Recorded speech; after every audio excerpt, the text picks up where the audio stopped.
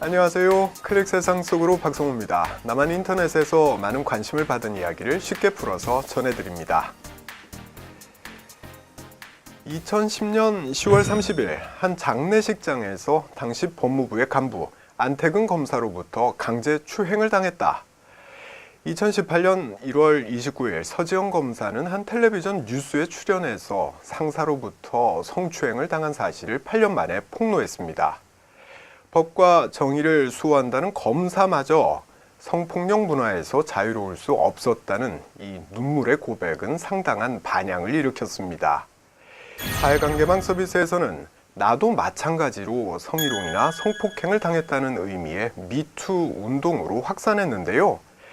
한국 사회 최대 화두로 떠오른 미투 운동에 대해서 짧고 굵게 짚어봅니다. 서지영 검사가 놓은 미투 운동의 불씨는 법조계뿐 아니라 연극계, 문화계, 심지어는 대학과 정치권으로 곳곳에서 들불처럼 번지고 있습니다. 그는 연습 중이던 휴식 중이던 꼭 여자 단원에게 안마를 시켰다. 안 갈 수 없었다. 그 당시 그는 내가 속한 세상의 왕이었다. 이건 한 연극인의 고발인데요. 여기에서 그는 연극계 거장으로 손꼽히는 이윤택 감독입니다. 배우들의 출연 여부를 결정짓는 감독이라는 지위를 이용해 오랜 시간 상습적으로 여배우들을 성추행해왔다는 거죠. 사건이 일파만파 커지자 2018년 2월 19일 이윤택 감독은 기자회견을 열어 공개적으로 사과했습니다. 하지만 진정성이 부족한 두루뭉술한 사과로 피해자들은 더 분노했고 침묵하던 또 다른 피해자들이 피해 사실을 보다 더 적극적으로 알리는 계기가 됐습니다. 문학계에서도 놀랄만한 일이 터졌습니다. 2017년 12월 최영미 시인이 발표한 괴물이라는 시가 발단이 됐는데요. 이엔 선생 옆에는 앉지 말라고 문단 초년생인 내게 K 시인이 충고했다. 젊은 여자만 보면 만지거든. 이 시 속에 등장하는 이엔 선생은 시인 고은으로 알려졌습니다. 사실 여성 입장에서는 피해 사실을 알리는 것 자체가 쉽지 않습니다. 보복 인사 같은 불이익을 당하거나 오히려 피해 여성이 빌미를 제공했다는 비난까지도 쏟아지기 때문인데요. 이렇게 말하기 힘든 고백임에도 불구하고 미투 운동은 점점 확산하고 있고 때문에 숨겨져 왔던 유명 인사들의 성추행 전력이 하나씩 드러났습니다. 미투 운동이 벌어진 지 한 달 만에 사회 곳곳에서 30여 명이 가해자로 지목됐고 배우 조민기와 조재현 그리고 안희정 충남도지사처럼 신상이 공개된 유명 인사만도 20여 명에 달했습니다. 하지만 이는 빙산의 일각에 불과하다는 시각도 있습니다. 지난 수십 년간 사회 곳곳에서 성추행이 만연했고 철저히 은폐된 것으로 보이기 때문입니다.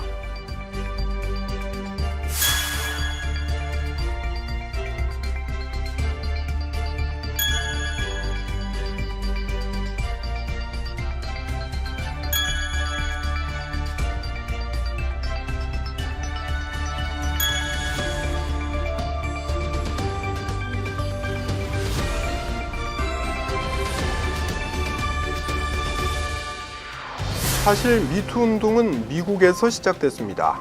영화 제작자 하비 와인스틴의 여배우 성추행 사실이 2017년 10월 보도를 통해 알려진 후 유사 사건의 피해자들이 사회관계망 서비스에서 미투라는 글을 달면서 확산된 겁니다.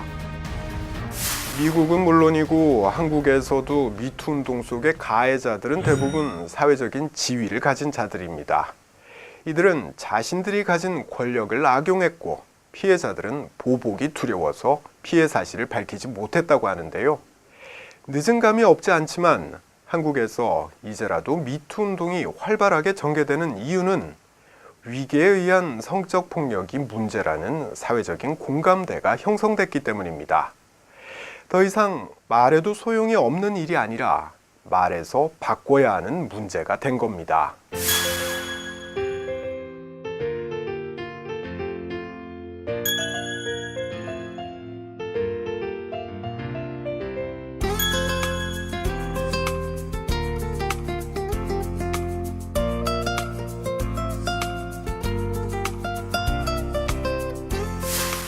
무엇이 문제였으며 어떻게 바꿔나갈 것인가에 대해서 언론과 시민이 우리 사회의 미래를 위해서 집요하게 관심을 가져주시길 부탁드린다. 이건 한국에서 미투 운동의 불씨를 당긴 서지연 검사가 남긴 호소인데요. 한 조사 결과에 따르면 남한 사람 10명 중에 8명이 미투 운동을 지지했습니다. 거세게 불고 있는 미투 운동. 이대로라면 일시적인 현상에 그치지 않고 성차별 문화와 인식을 바꾸는 계기가 될 것 같습니다.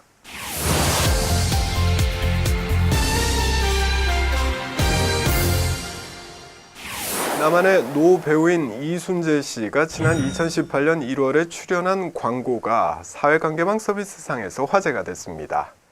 해당 광고는 공개된 지 일주일 만에 조회수 100만 건을 돌파했고요.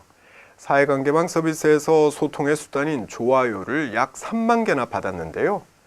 젊은 사람들이 이 광고에 이렇게 뜨겁게 공감하는 이유는 뭘까요? 이거 젊은이. 아니 젊은 사람이 방학 목표가 토익 점수 하나 올리는 건가? 아이고 참.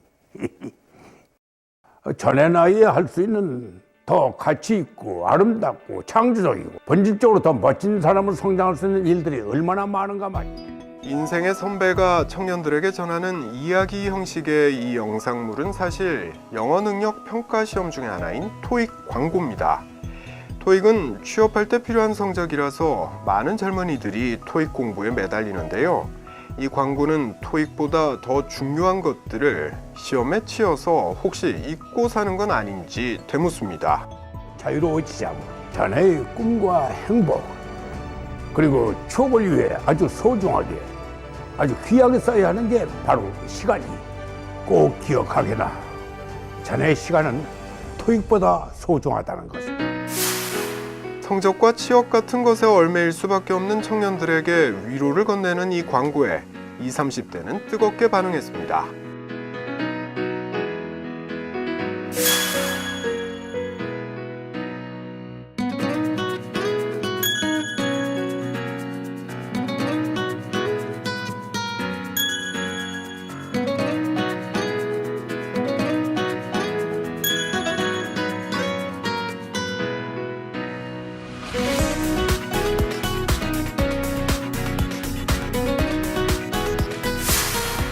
광고를 보고 울컥했다는 반응이 나오는 거, 청년들이 처한 현실과 관련이 있습니다. 2월은 전국의 대학의 졸업식이 있는 달인데요. 그런데 대학교 4학년 학생들 중에는 어쩔 수 없이 졸업을 미루는 경우가 많습니다. 조사 대상 148개 대학에서 졸업을 유예한 학생은 17,000여 명이나 됐는데요. 이들이 졸업하지 못하는 이유는 뭘까요? 한 조사 결과에 따르면 졸업을 미루는 이유로 10명 중에 6명은 재학생 신분이 취업에 유리할 것 같아서라고 답했습니다. 그러니까 아직은 취업 준비가 덜 됐거나 마음에 드는 직장에 들어가려면 좀 더 준비를 해야 할 것 같아서 졸업을 미룬다는 거죠. 그런데 졸업을 연기하려면 학점별로 적게는 50만 원에서 많게는 100만 원까지 학교에 돈을 내야 됩니다. 의무적으로 추가 수업을 받아야 학생 신분을 유지할 수 있는 거죠. 때문에 학생들은 졸업 유예를 60만 원짜리 재학생 이름표라고 부르기도 합니다.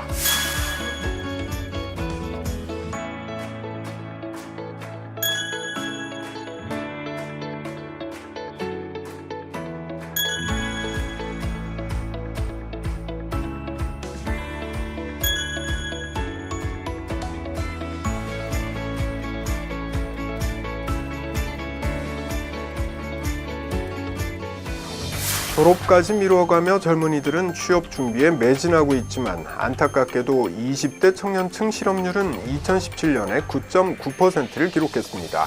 2000년 이후 가장 높은 수치인데요. 전문가들은 청년 취업이 어려운 이유로 2012년 세계 경제 위기의 여파가 남은 데다 남한 청년들의 고학력화로 대기업을 선호해 아무데나 취업하지 않으려 하기 때문이라고 진단합니다. 남한 청년들이 가고 싶은 일자리는 매우 한정적입니다. 때문에 조금이라도 유리한 위치를 차지하기 위해서 외국어 공부와 자격증 시험에 모든 것을 쏟아붓는 거죠. 이처럼 치열한 경쟁에서 살아남기 위해서 노력하고 있는 청년들이기에 공부보다는 더 중요한 걸 하라, 이런 어른의 위로에 더 울컥했을지 모르겠습니다. 청년들의 마음을 어루만지는 정책과 사회적인 배려가 필요한 때가 아닐까 싶습니다. 지금까지 박성우였습니다. 다음 시간에 다시 뵙겠습니다.